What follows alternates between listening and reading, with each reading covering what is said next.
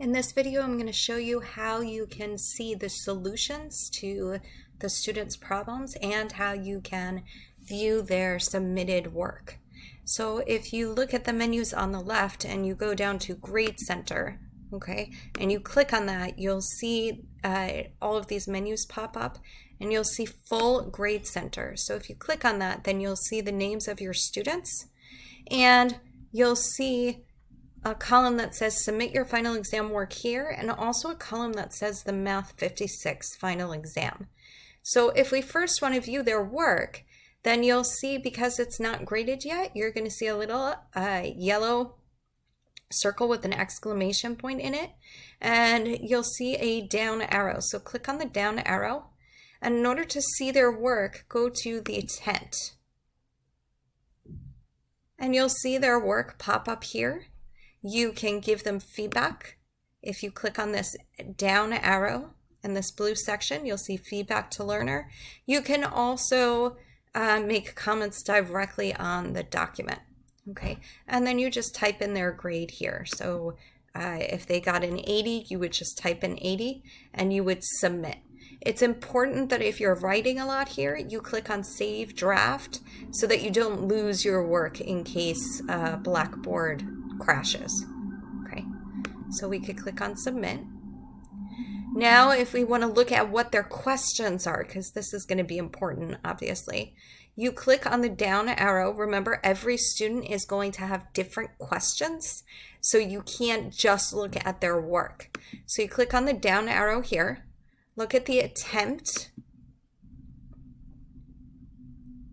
and they're not going to have any answers because they submitted all of their answers in the PDF file. So all this does is it gives you the questions, and then we entered solutions to each of these questions. So in order to find the solution, over on the right, you're going to see next to each question, View Rubric, and you click on View Rubric. And up here in description, it gives you what the solution is. So remember, every student has a different exam. So every student has different, I'm sorry about that. Every student has different questions because it's randomized.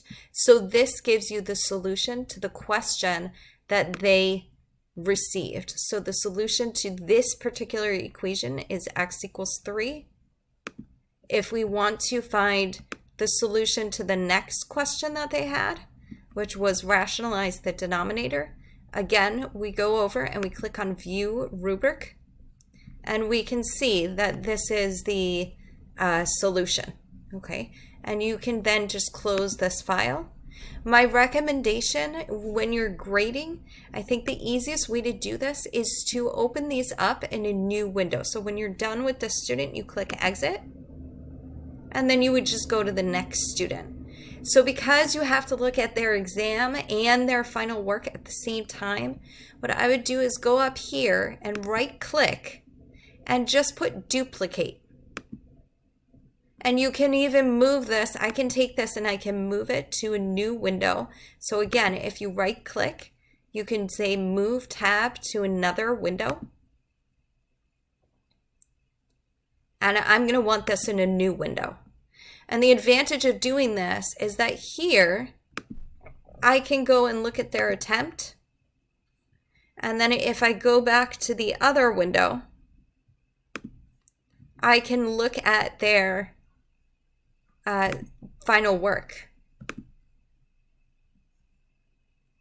So in one window I have their work, in the other window I have their attempt. And for those of you who have Microsoft Office, you should be able to split your screen. So I don't know how to do this on a Mac. I don't even think it's possible on a Mac, but on a PC, you'll see the start button with the four squares, and you just click on that, and you can click on the right or the left arrow, and then you can go to the other window and you do the same thing. And now you have the questions and you have the student solutions. And the only difference is that when your window is split, the feedback is down at the bottom, but you can still annotate right on their file. Okay. and that way you can grade so that you have the question and then the students' answers side by side.